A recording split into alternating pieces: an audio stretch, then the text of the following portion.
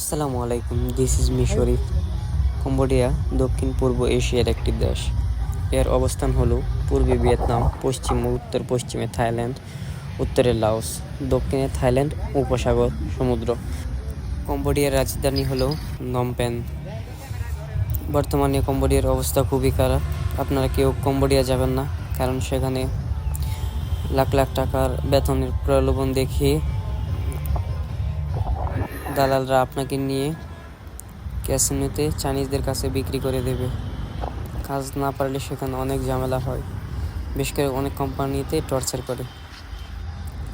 বিশেষ করে চাইনিজরা বিভিন্ন অবৈধ কাজে মানুষদেরকে জোর করে লিপ্ত করায়।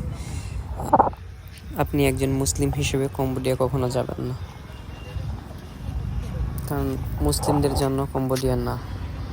টাকায় দুনিয়ার সব কিছু নয়। পরিশেষে একটাই কথা বলতে চাই যে আপনি কম্বোডিয়া কখনো যাবেন না। কম্বোডিয়ার অবস্থা ভালো নয়। বিশেষ করে ওইখানে ভিসা লাগাতে এখন অনেক সমস্যা হচ্ছে। ভিসা লাগতেছে না।